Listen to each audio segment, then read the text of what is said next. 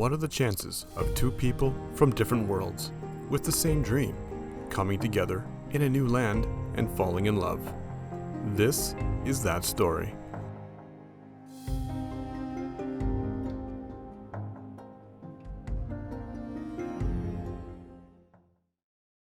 So when I just moved to Canada, I needed a vehicle, and I was dreaming about buying myself a van and driving the Pan American Highway. So I bought myself a beautiful transit van, and as I am driving home, I'm thinking about a name. I want to name it. And all of a sudden on the radio, a Travis calls in. A name that I've never heard before, because we don't really have that in Belgium. So I thought, Travis the travel van. That sounds really cool.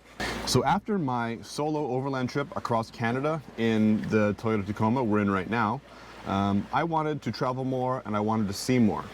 So I was planning my own trip on the Pan American Highway, but I needed a couple years to build the truck out more comfortably and gather some more funds, as it's a long trip, so I need a lot more money. We met via online dating without either of us having too much expectation of trying to find someone who is crazy enough to quit their job and completely change their life to living on the road full time. Yes, and as I am swiping, all of a sudden I see Travis's profile, and I remember thinking, this is gonna be a match. Like the way his profile was built was just like, that's gonna be a match. So I swiped and we matched. And for our first date, I decided it was a great idea to go on a long mountain hike in the ice and snow.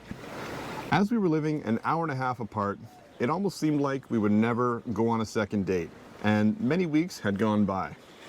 Yes, and I always dreamed about owning my own watercraft. And all of a sudden, I get the opportunity to buy a second-hand kayak in Travis's town. So I head over there, and we had a little brief meeting again. And I shortly realized after this that if I wanted to get this girl, I also needed to buy a kayak. So I did. Of course you did.